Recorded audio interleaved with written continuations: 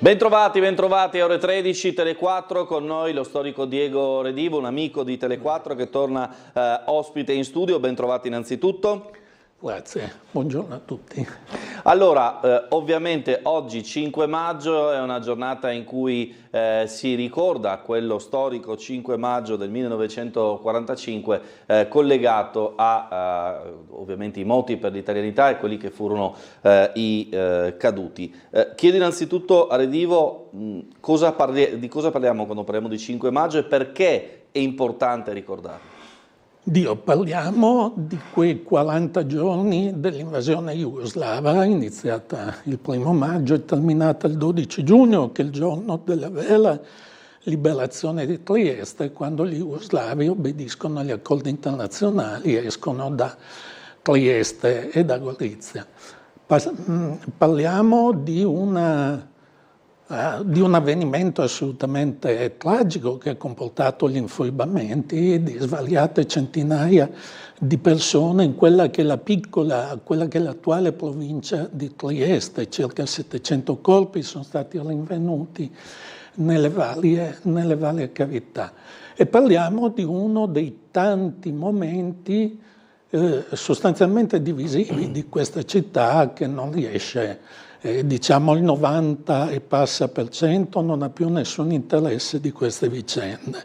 Però c'è un 5% che continua a spararsi insulti e interpretazioni diverse su questi fatti storici che non riescono mai a trovare una base comune, quantomeno di ascolto, perché a Trieste non si ascolta mai, siamo divisi in tanti parrocchiette sostanzialmente, nostalgici di tutti i tipi, e nessuno ascolta seriamente quello che ha da dire un'altra, per cui queste giornate rappresentano uno dei momenti di scontro che avviene costantemente ancora oggi per motivazioni politiche di altro tipo, che non ha niente a che fare con la conoscenza storica.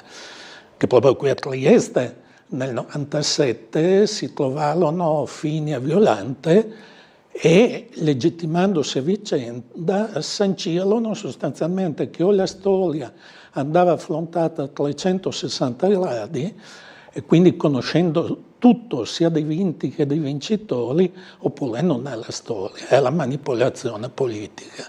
Per cui ancora oggi quei 2% che continua a massacrarsi sui social, sulle polemiche di vario tipo, continuano sostanzialmente su questa scia. Ecco, ancora su questi fatti ci sono ancora diciamo così, certezze ma anche interrogativi da sciogliere per i più, le persone che persero la vita, ovviamente le responsabilità titine e poi la presenza ancora degli anglo-americani in città che poi, diciamo così, garantì il ritorno all'Italia vera e propria. Sì, diciamo che dopo l'insurrezione del 30 aprile, quando il Corpo Volontari della Libertà sostanzialmente guidato da Don Marzali, quindi da un prete, mise in condizione di non nuocere i tedeschi, immediatamente il giorno dopo arrivarono sia gli slavi che i neozelandesi.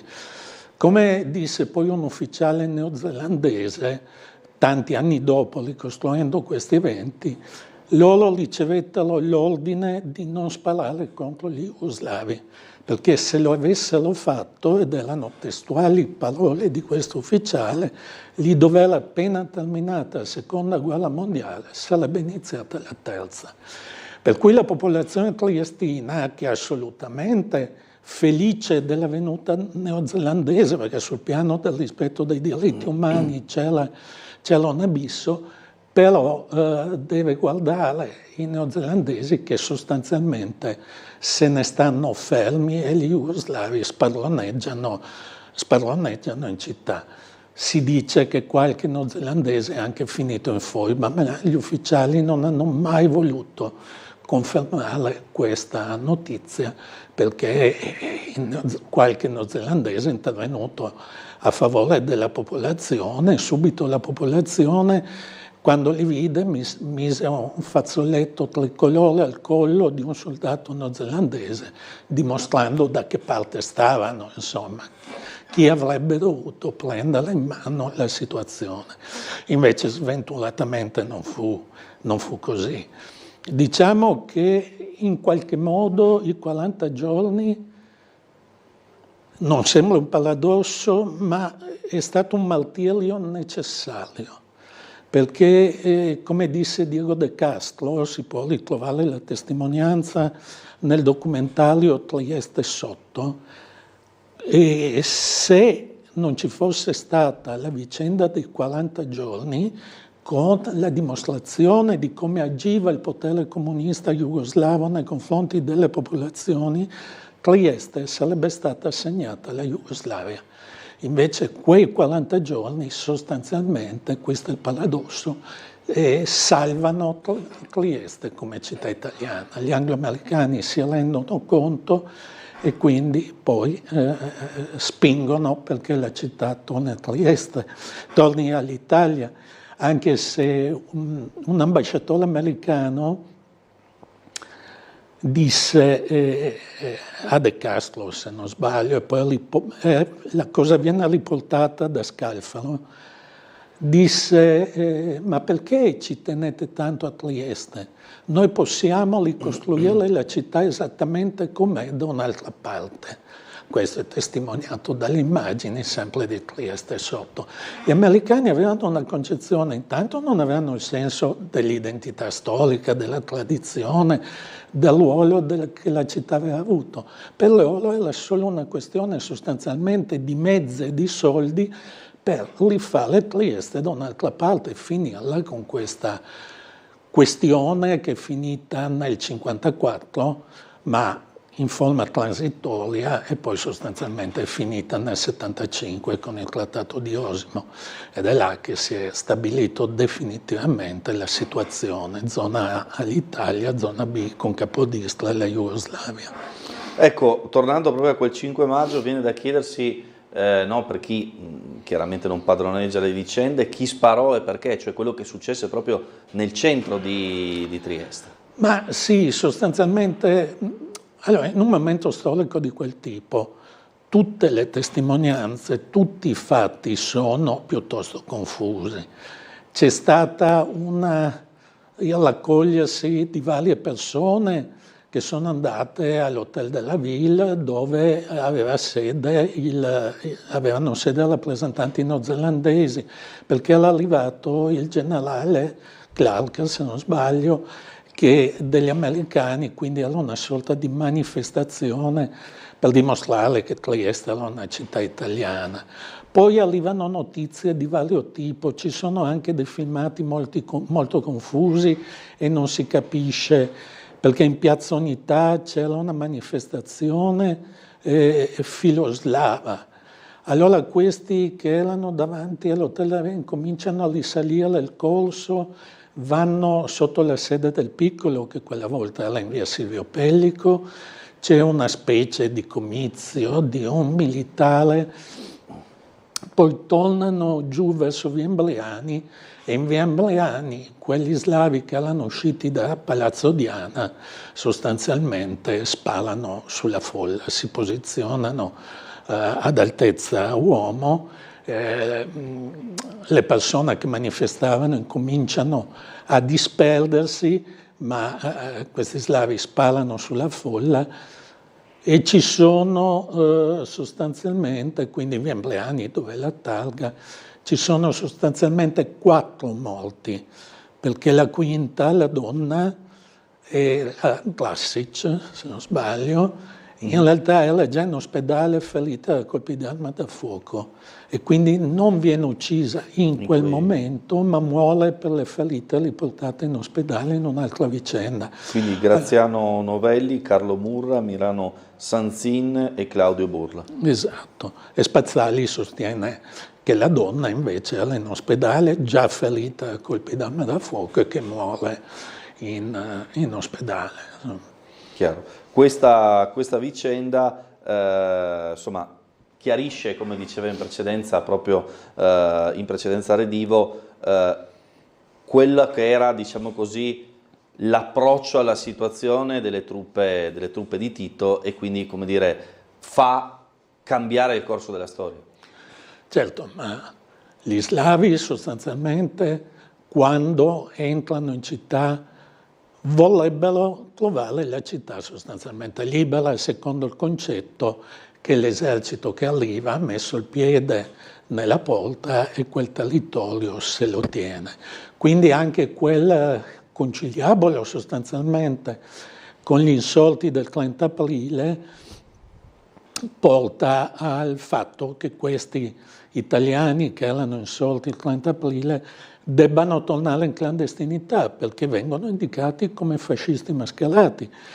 C'è un famoso volantino con i 30 nomi di quelli che erano poi i capi e capicellula di quell'insurrezione italiana, tra cui anche in quel volantino indicato anche mio zio Lino Zante Giacomo, che era uno dei capicellula di quella insurrezione. Dopo fuggì, insomma, riuscì a salvarsi, ma non c'era possibilità di dialogo. Infatti gli jugoslavi sul palazzo del Consiglio Comunale mettono la bandiera dell'Unione Sovietica, della Jugoslavia, e la bandiera italiana con la stella rossa in mezzo. Non c'erano alternative sostanzialmente, quindi i primi giorni sono di un assestamento per loro più difficile di quello che sostanzialmente pensavano. Poi l'8 sostanzialmente Trieste viene intesa come una città autonoma inserita nel sistema jugoslavo. In città viene messa l'immagine del maresciallo Tito, che in quei giorni c'era anche il suo compleanno, per cui doveva sembrare che la città fosse felice di questa annessione alla Jugoslavia, e sostanzialmente si fa fluire gente slava dalle campagne per aumentare il numero delle persone che inneggiavano alla Jugoslavia, quindi non c'era possibilità più né di manifestare, e il fatto del 5 maggio dimostra chiaramente che non sarebbe stata concessa alcuna possibilità di manifestare. L'ora viene collegata a quella di Belgrado, c'è l'ora legale per cui viene spostata anche l'orologio, viene spostato, viene imposto il coprifuoco, per cui chi non rispettava il coprifuoco veniva trovato per le strade, veniva arrestato e veniva portato alla lisiera di San Sab, perché per 40 giorni gli jugoslavi utilizzano la lisiera allo stesso modo dei tedeschi sostanzialmente.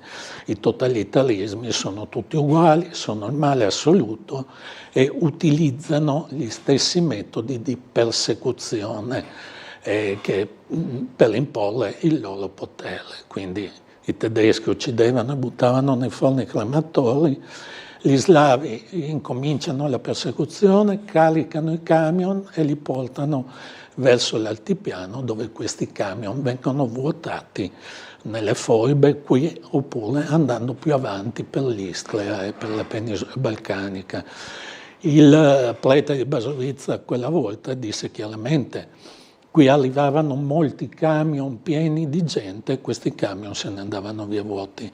Quindi è facile capire dove siano finite tutte queste persone.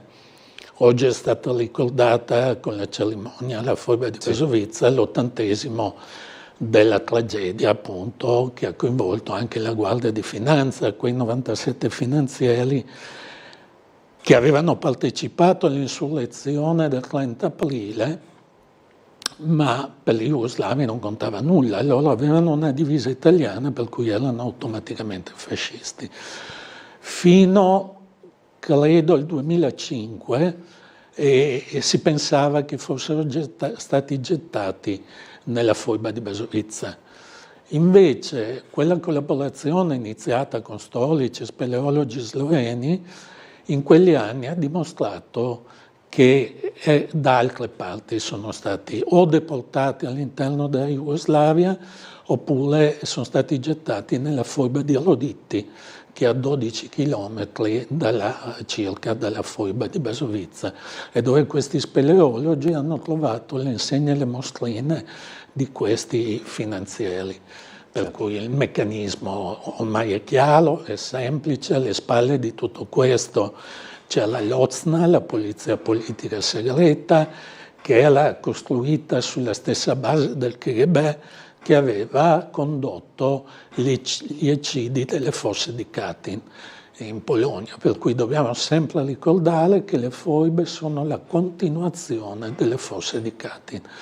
I leader jugoslavi quella volta erano rifugiati in Unione Sovietica, vengono addestrati in un certo modo e quindi quando arrivano da queste parti applicano lo stesso sistema. Allora, tra l'altro nel corso del nostro telegiornale sentiremo anche il servizio sulla commemorazione di Basovizza, ma anche le parole e il racconto di una figlia di uno di questi finanzieri che purtroppo trovò la morte proprio a seguito dei rastrellamenti titini. Grazie ancora Diego D'Alivo per essere stato con noi ci vediamo tra poco con il telegiornale.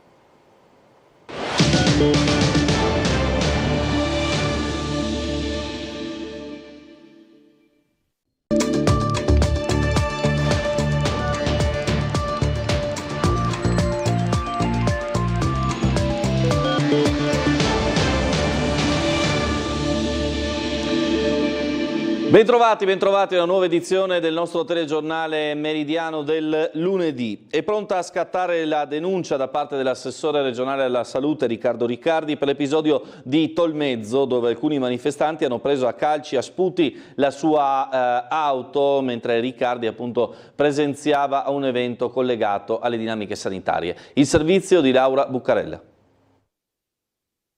Guardi, mi sono sentito dire addirittura in qualche considerazione di qualche consigliere regionale di poche ore fa che questa cosa non sarebbe successa. Allora io domani vado in procura, faccio un bel verbale, faccio delle affermazioni delle quali mi assumo la responsabilità, porto qualche testimone e poi glielo spedisco a casa.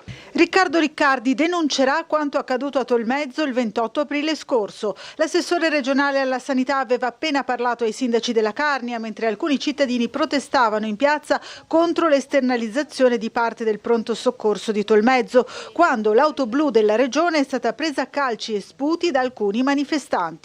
Amareggiato per l'accaduto, l'assessore se la prende con chi tra i politici cerca il consenso soffiando sulle paure delle piazze e dopo averci pensato su non lascia perdere e annuncia l'esposto in procura.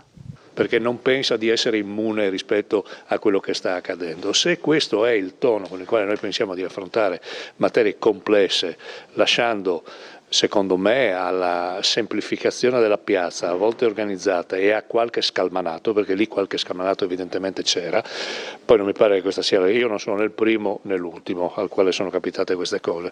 Mi aspetterei da chi ha responsabilità politica atteggiamenti e toni un po' diversi, ma evidentemente la stagione non è nemmeno quella.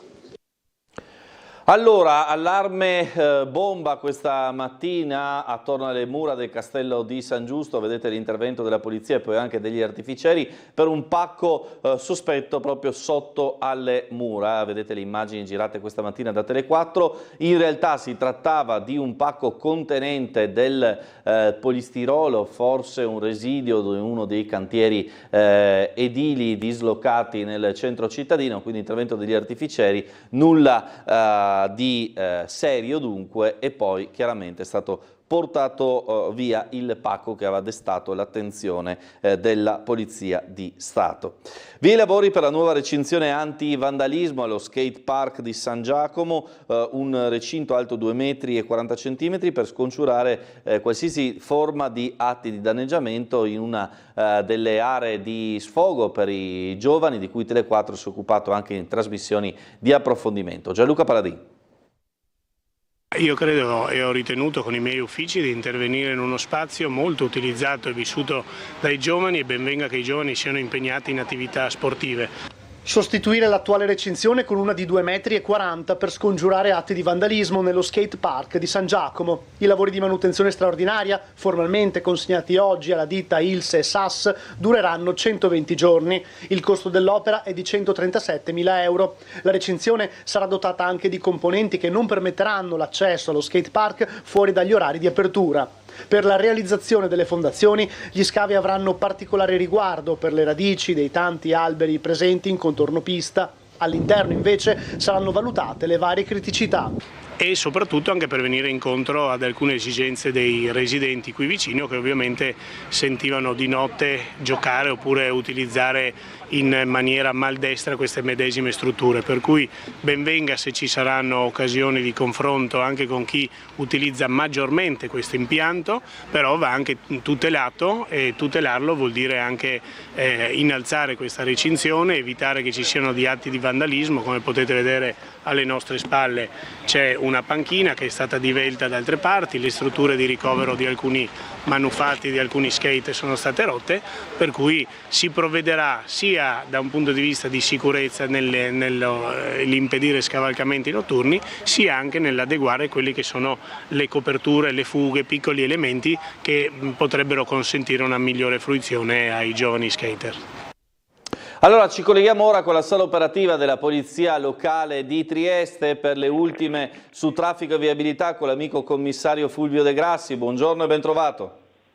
Sì, buongiorno anche lei, stabile, tutti i telespettatori in ascolto. Diciamo una mattinata relativamente tranquilla, fortunatamente pochi interventi per quelli che sono i maggioritari del lunedì, cioè i cantieri stradali. Non abbiamo effettuato rimozioni significative per questa problematica.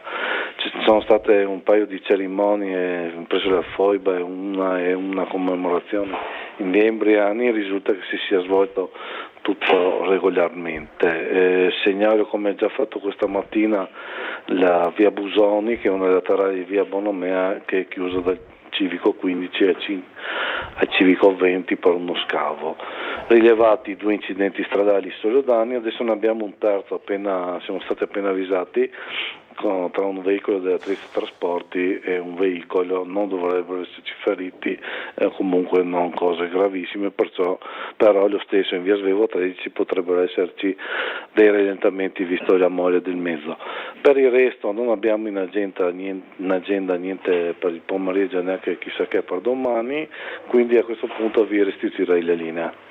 Bene, proseguiamo con la pagina sportiva, ampia come sempre al lunedì, a partire dalla sconfitta di Varese della Pallacanestro Trieste 85-80, purtroppo fallito il match point per la qualificazione europea alla Champions League. Trieste ci riproverà all'ultima giornata di campionato contro Sassari, vedremo dove, probabile a Verona, ma non c'è ancora conferma dopo la squalifica per 2 giornate del Palatrieste. Vediamo. Trieste fallisce l'aggancio all'Europa sul parquet di Varese, festa da 6° posto matematico probabilmente solo rinviata, anche se il linguaggio del corpo dei biancorossi a Masnago non è stato dei migliori in prospettiva play-off. La squadra di Christian è rimasta in partita fino alla fine, ma contro un'avversaria che non ha fatto nulla di straordinario per vincere, 85-80 il finale, affidandosi a soluzioni individuali su cui la difesa giuliana non ha funzionato a dovere. Brutto l'avvio di partita con Mitrulong a punire ripetutamente i biancorossi con la sua classe in transizione per il 6-0. Ross e una tripla di Jutov controbilanciano la partenza difficile. L'open job Metis però sembra attaccare senza particolari sforzi e vola agilmente sul 13-5, ancora guidata dal proprio esterno americano. La reazione da leader arriva per l'ennesima volta da Markel Brown, che segna e serve i compagni sostenendo l'ottimo ingresso in campo di Brooks, che propizia la parità a quota 19 dopo un quarto. Il primo e unico sostanzioso vantaggio ospite arriva nella seconda frazione con le iniziative di McDermott e Candussi, che propiziano un 24-31 potenzialmente in grado di cambiare il volto del match. Trieste però non ha ancora fatto i conti con l'ex Alviti, che prima dall'arco e poi in penetrazione riporta avanti Varese. La squadra di Christian inizia a pagare anche l'assenza di Ruzier nelle rotazioni e il gelido 19% dall'arco, tanto che i padroni di casa chiudono sul 39-35 a metà incontro. E Jutov a provare a riaccendere Trieste nella ripresa, ma Varese pesca un Librizzi in serata di grazia e un ispirato Enz. Nonostante un Valentine che entra in partita, il punteggio segna il +9 interno al terzo stop del cronometro. La gara sembra ancora aperta, però quando i biancorossi provano ad appoggiarsi a Brown e McDermott, poi con una fiammata in difesa, una tripla di Valentine, ecco il -3. Ad ogni reazione degli swingman nostrani però corrisponde una reazione dei varesini e nonostante un altro triplone di Valentine a 2 minuti dal termine, fine Enz chiude i conti con un paio di azioni personali su cui difensivamente si poteva fare oggettivamente di più. Trieste non sfrutta la sconfitta di Reggio nell'anticipo con Trento, tutto rimandato all'ultima sfida con Sassari.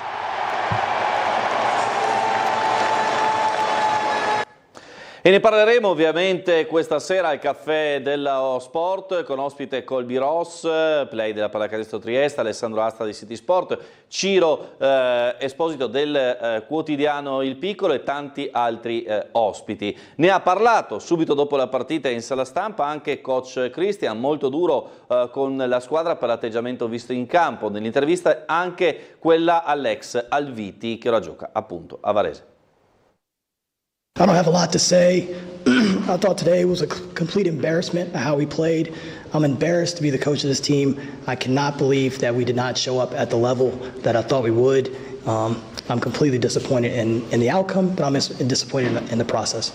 Non ho molto da dire questa sera, assolutamente una prestazione imbarazzante da parte nostra questa sera. Sono imbarazzato di essere l'allenatore di questa squadra, non solo per il risultato, che ovviamente è brutto, ma per la performance che abbiamo espresso questa sera. No, lo volevamo soprattutto per il nostro pubblico, per finire in bellezza davanti a loro. Ci hanno dato tanto quest'anno, nel bene e nel male, e soprattutto per rifarci dopo la brutta sconfitta a Bologna. Siamo stati molto bravi a star là e veramente sono un gruppo di persone fantastiche, dal staff tecnico, staff medico, i compagni tutti. I don't think we got better at anything today. Non penso che siamo migliorati in niente questa sera. Our ball screen defense at times was horrendous, and then sometimes it was okay. La nostra difesa sul pick and roll a volte è stata tremenda, a volte è stata ok. Our ability to be shot ready in the key moment wasn't there. La nostra abilità di essere pronti a tirare in momenti chiave non è stata lì.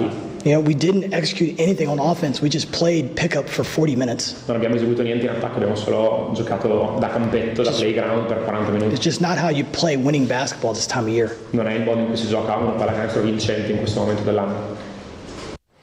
Allora, parole dure appunto di coach Christian, ne parleremo questa sera al Caffè dello Sport, e poi c'è chiaramente il capitolo Triestina. Si entra nella settimana che porterà alla prima di play-out, alla gara d'andata che si giocherà a Caldiero Terme allo stadio Mario Berti alle 20 di sabato, gara di ritorno a Rocco il 17 di maggio. Questo è il punto in casa Unione. 180 minuti della verità, quelli che serviranno per chiudere i conti di una stagione quanto mai complicata in casa triestina. Per mantenere la Serie C bisognerà superare l'ostacolo Caldiero, inutile girarci attorno o aggrapparsi al doppio risultato utile, bisogna andare in campo per vincere con lo stesso piglio, lo stesso atteggiamento, la stessa verve vista nell'ultima di stagione regolare con il Novara, per una gara conclusasi con un 6-0 che valso molto sia sul fronte morale per il gruppo che dell'entusiasmo per una tifoseria chiamata ancora una volta a sostenere l'Unione nell'ultimo atto votato a conservare il patrimonio sportivo. Quanto alla questione societaria, alle penalizzazioni ulteriori e soprattutto alla programmazione futura, ci saranno mesi lunghi e caldi, non solo dal punto di vista meteo, per parlarne. Tornando al campo, bisogna registrare la vittoria convincente dei ragazzi di Tesser in casa della Spal, in amichevole, doppietta di Udo, chissà che sia entrato definitivamente in una fase realizzativa prolifica, e bel gol di Cortinovis, senza dubbio uno dei più in forma in casa rossa labardata dopo la rete alla Del Piero nella goleada a Rocco. Quanto al tema infortunati, se da una parte per Germano e D'Urso la stagione è finita, il mister conta di recuperare sia Olivieri che Cancellieri per la prima sfida con il Caldiero di sabato. Tifoseria intanto in pieno fermento, con pullman esauriti, biglietti per il primo match a Ruba e un affetto che, considerando la stagione, ha dell'encomiabile. Ora spetta agli 11 in campo chiudere la pratica in 2 sabati consecutivi contro una formazione già battuta per 2-0 l'11 di gennaio. Stavolta però si giocherà allo stadio Mario Berti in una cornice più dignitosa per l'evento e di dimensioni più adeguate a permettere di sviluppare un calcio degno di questo nome. Ci fermiamo un istante per la pubblicità, torniamo tra poco con altri servizi.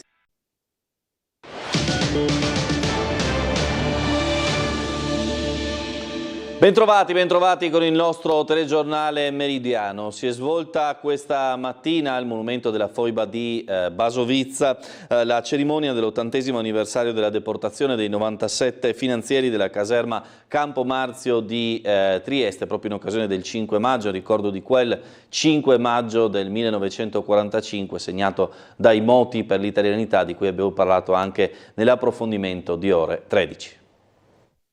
Momento di commemorazione oggi alla foiba di Basovizza in memoria dei 97 finanzieri uccisi, infoibati nel 1945. Una celebrazione odierna alla presenza delle autorità civili, militari e religiose. Al termine di questo momento ci si è spostati al centro di documentazione di Basovizza, dove è stato proiettato un video proprio che ripercorre le tappe di questo momento storico ed è stata anche svelata l'uniforme di uno dei finanzieri morti in quell'occasione. I nomi dei 97 finanzieri della caserma Campo Marzio sono riportati su una lapide, luogo simbolico di quell'eccidio di 80 anni fa. Un video proiettato all'interno del centro di documentazione storica ha ripreso gli eventi di quei primi giorni di maggio del 1945, accanto alla teca che contiene l'uniforme di uno dei militari morti nella foiba.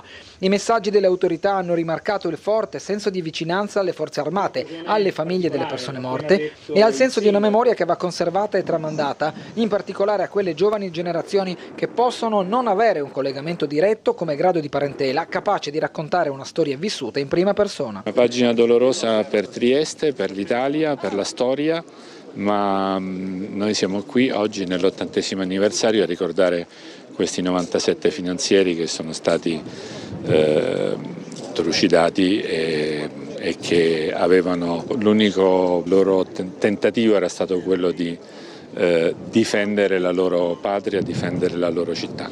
A suo tempo siamo riusciti a conservare anche quella lapide che poi l'abbiamo messa qua quando abbiamo realizzato dopo la legge del 2004 sulla legge del ricordo, per cui quando arrivo qua ci sono sempre grandi emozioni. La rotta balcanica entra nella sua fase più calda, con la bella stagione c'è da aspettarsi un'impennata di arrivi di migranti, lo ha detto la nostra emittente Lorenzo Tamaro, segretario regionale del Sindacato Autonomo di Polizia. La rotta balcanica è sempre stata attiva, è attiva, io sono entrato in polizia 36 anni fa, penso che la rotta balcanica già esisteva, è chiaro che nel corso degli anni sono cambiate le modalità, sono cambiate le etnie che sono passate per la rotta balcanica, le organizzazioni criminali sono cambiate nel loro modus operandi, eccetera, eccetera. Adesso entriamo nella bella stagione e quindi è da immaginare ci sia sicuramente un aumento anche di arrivi rispetto a quello che sono quelli invernali.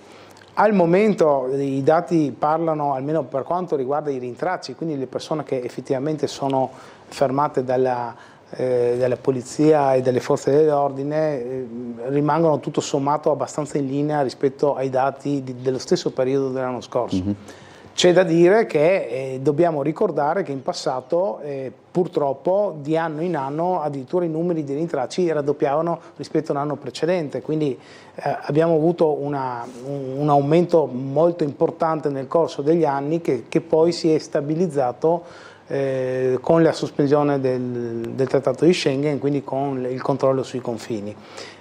Questo cosa significa? Significa che se non avessimo avuto probabilmente il controllo sui confini e la sospensione di Schengen, noi avremmo avuto un fenomeno di ulteriore aumento rispetto all'anno precedente. Quindi insomma abbiamo anche un incremento importante di arresti per quanto riguarda l'immigrazione clandestina, quindi vuol dire che si sta combattendo quelle organizzazioni criminali e quindi io credo che questo sia una buona notizia.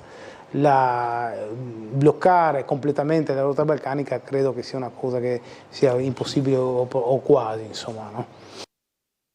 E allora torniamo allo sport, oltre 10.000 partecipanti alla Trieste Spring Run fra la mezza maratona, l'evento Young e la Family. Ancora un successo per la manifestazione podistica triestina. Vediamo. Ancora un grande successo per la Trieste Spring Run. Oltre 10.000 i partecipanti fra la mezza maratona da 21 km, la Young e la Family, corsa non competitiva da 7 km. Più di 50 le nazioni rappresentate. Oggi la giornata dedicata alla gara podistica fra professionisti con partenza da Duino Orisina e arrivo in Piazza dell'Unità d'Italia e alla maratona per famiglie, alla quale hanno partecipato ben 5.500 persone. Gli atleti professionisti arrivati sul lungomare sono stati affiancati dai partecipanti della Family, partiti dal bivio di Miramare e giunti anche loro alla maggiore piazza cittadina, dove poi si sono svolte le premiazioni. Nella mezza maratona ha trionfato l'atleta kenyota di 25 anni Vincent Ntabo, che ha completato il percorso in 1 ora, 5 minuti e 34 secondi. Sul fronte femminile invece ha vinto la triestina campionessa di casa Caterina Stenta. L'atleta, già nota per i suoi successi nell'atletica e nel surf, è arrivata a traguardo dopo 1 ora, 20 minuti e 57 secondi. Oltre 2.500 gli atleti che hanno partecipato alla mezza maratona da 21 km. Per la categoria Family, a conferma della sua vocazione inclusiva, la manifestazione ha previsto la partecipazione gratuita per persone con fragilità, rafforzando così il messaggio di uno sport che non esclude ma abbraccia. E apriamo la pagina culturale. L'assessore comunale alla cultura di Trieste Giorgio Rossi in missione a Bergamo per ordinare a un cantiere navale la perfetta riproduzione del battiscafo Trieste, che andrà a implementare con una grande mostra dedicata il Museo del Enriquez. Io sono andato a Bergamo per, diciamo così, far diventare il mio sogno in una realtà. Voi sapete che da tempo sto lavorando sul battiscafo Trieste, no? La cosiddetta operazione battiscafo Trieste. Portare al Museo de Enriquez la perfetta riproduzione del battiscafo Trieste. È l'impegno annunciato e progetto ormai in fase avanzata dell'assessore alla cultura Giorgio Rossi. Un omaggio all'impresa del battiscafo Trieste che il 23 gennaio del 1960 stabilì un record, superato solo nel 2012, immergendosi fino sul fondo della fossa delle Marianne. Il battiscafo Trieste, anche sulla base del rapporto che unì De Enriquez e Jacques Picard, sarà uno dei perni del rinnovamento del museo. E quindi noi abbiamo voluto ricostruire il battiscafo e sono andato a ordinarlo. Dove? Sono andato a ordinarlo a Bergamo, dove c'è un cantiere navale, gente di altissimo spessore, che fanno sommergibili. Sono sommergibili non più tradizionali come quelli che avevamo 50 anni fa quando io ero in marina, il Toti o altro, che sono sommergibili di 120-130 metri, che lanciano siluri, ma soprattutto di sommergibili tascabili che fanno la guerra elettronica. Il costo per realizzare questo battiscafo è un costo, come possiamo dire, di straccio, perché è come se andasse a farlo. Perché si sono innamorati della nostra città, del Museo de Enriquez e dell'idea appunto di essere quelli che vanno a ricostruire in scala 1:1, perché abbiamo portato loro proprio l'altra settimana i progetti, i dettagli con cui è stato costruito il sommergibile a Monfalcone e la navetta, che c'è una navetta dove stavano il Picard, va bene, che è scesa prima all'isola di Ponza e poi le Marianne in scala 1:1, e quindi adesso stiamo allestendo nell'hangar 8 del Museo de Enriquez questa postazione. Allora, a Staranzano torna il Festival dell'Acqua con la sua terza edizione, focus sulla gestione della risorsa più preziosa del nostro pianeta, 4 giorni di eventi. Presentata a Staranzano la terza edizione del Festival dell'Acqua, che torna dal 22 al 25 maggio. 4 giorni di festival e un vasto programma con oltre 40 appuntamenti fra confronti, performance, eventi espositivi, laboratori e altre esperienze. Il tutto dedicato alla risorsa più importante del nostro pianeta. We the People, noi la comunità, è il tema della terza edizione. Nel segno della metodologia di ricerca e della modalità comunicativa che prevedono l'intreccio fra scienza e arte, nel programma del festival si alterneranno esposizioni divulgative, performance teatrali, percorsi di ricerca, concerti e altri eventi al servizio della stessa urgente missione: stimolare una rinnovata consapevolezza su questo bene dell'umanità e favorire comportamenti sostenibili. Molti saranno gli appuntamenti incentrati sullo spreco idrico e sugli accordi fra le partecipate che gestiscono l'acqua. Focus anche sul tema dell'inquinamento, sulla storia della bonifica, sulla fauna ittica dell'Adriatico e sulle nuove tecnologie di irrigazione agricola. Il tutto con il contributo di artisti, scienziati e divulgatori. Allora torniamo in chiusura su un caso di cronaca, quello dell'incendio giovedì 1 maggio al campeggio dell'Obelisco in strada Nuova Peropicina nel pomeriggio del 1 maggio di un camper sul quale appunto si è stato aperto un fascicolo da parte della Procura. Il rapporto dei Vigili del Fuoco è arrivato sul tavolo della Procura di Trieste, che ora vuole vederci chiaro. Ha aperto un fascicolo per incendio colposo. Parliamo del rogo divampato nel tardo pomeriggio del 1 maggio al campeggio Obelisco in strada Nuova Peropicina. Incendio che ha devastato intere piazzole e distrutto automobili, motorini e roulotte. Le investigazioni mirano a far luce sulle cause e le eventuali responsabilità. Come già raccontato dalla nostra emittente, le fiamme si sarebbero scatenate dopo che qualcuno ha gettato acqua sull'olio bollente, un gesto rischioso e noto per la sua pericolosità, un comportamento da evitare, ma che a volte viene compiuto nell'erronea convinzione che l'acqua possa soffocare il fuoco. Forse la persona in questione ha dunque gettato acqua perché le fiamme si erano già formate mentre stava friggendo del cibo. Da lì in poi il caos più totale, poteva essere una tragedia, erano anche scoppiate le bombole di gas GPL alimentando così l'incendio. Almeno 150 le persone presenti nella struttura, fra turisti e residenti, che si sono messi in salvo, chi uscendo dal campeggio, chi spostandosi di piazzola. Secondo quanto appreso, il responsabile del gesto sarebbe un uomo di mezza età che vive all'interno della struttura. Al momento dell'incidente sarebbe stato sotto effetto di bevande alcoliche. Focus degli investigatori anche sulla gran quantità di bombole presenti nel campeggio, che non possono essere ammassate in gran numero proprio per evitare incidenti come quello verificatosi giovedì scorso. Quindi sotto la lente di ingrandimento anche la gestione della struttura stessa, la verifica del rispetto della normativa antincendio, più in generale le condizioni di sicurezza. È tutto per quanto riguarda questa edizione del TG, ci vediamo stasera alle 19:30 e poi alle 21:10 con il Caffè dello Sport.